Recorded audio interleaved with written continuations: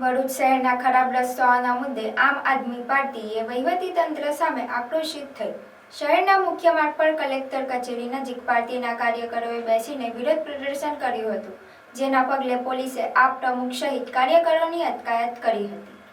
તાજેતરમાં જ ભરૂચમાં ડિમોલેશન અને દબાણ હટાવવાના ઝુંબેશ દરમિયાન પણ આમ આદમી પાર્ટીએ વહીવટીતંત્ર સામે અવાજ ઉઠાવ્યો હતો। જિલ્લા કલેક્ટર કચેરી પાસે મુખ્ય માર્ગ પર જિલ્લા પ્રમુખ સહિત અન્ય હોદ્દેદારો અને કાર્યકરોએ એબીસી જઈ સૂત્રોચ્ચાર સાથે વિરોધ પ્રદર્શન કરી તંત્રને જગાડવાનો પ્રયાસ કર્યો હતો। જિલ્લા પ્રમુખ પિયુષ પટેલે આક્ષેપ કરતા જણાવ્યું હતું કે શહેરમાં દબાણો હટાવવાની કામગીરી કરવામાં આવી રહી છે, પરંતુ ખરાબ હાલતમાં આવેલા રોડ રસ્તા અંગે તંત્ર કોઈ પગલાં લેતું નથી। આ મુદ્દે શહેરજનોમાં પણ ભારે નારાજગી જોવા મળી રહી છે। આમ આદમી પાર્ટીનું કહેવું છે કે જનહિતના મુદ્દાઓને અવગણનાર તંત્ર સામે તેમના આંદોલનો અવિરત રીતે ચાલુ રહેશે।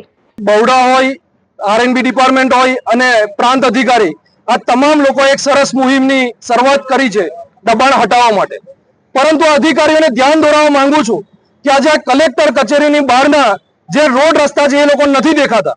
આ ફક્ત અને ફક્ત જે નાના લારી ગલ્લાવાળા સામી દિવાળીએ કેવી રીતે બેરોજગાર બને એના એ લોકોને હંમેશા કાવતરા કરતા આવડે છે। ત્યારે દબાણ હટાવો એની અમારી કોઈ મનાઈ નથી, અમે તમારી સાથે છે, પરંતુ વાલા દવલાની નીતિ ના અપનાવશો।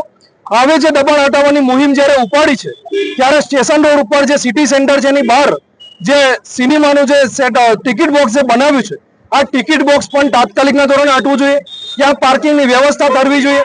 અને આમાં હંમેશા પોલીસનો સંઘર્ષ પબ્લિક સાથે થતો રહે છે, પબ્લિક હંમેશા પોલીસ સાથે અથડાતી રહે છે અને અધિકારીઓ આ એસી ચેમ્બરોમાંથી બહાર ના નીકળી અને એસી ની અંદર માવા મલાઈ ખાતા હોય એવું સ્પષ્ટપણે દેખાય છે।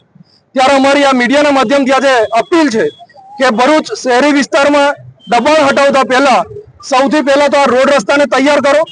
આપણા સમગ્ર ભરૂચ જિલ્લાના રોડ રસ્તાની અત્યંત ખરાબ હાલત છે, આ હાલત સુધરવી જોઈએ એવી માંગ સાથે અમે આજ રોજ કલેક્ટર કચેરી પાસે આ ધરણા કરેલા છે ને આગામી દિવસોની અંદર જરૂર પડશે તો આંદોલન પણ કરીશું આ આવતા અઠવાડિયાની અંદર।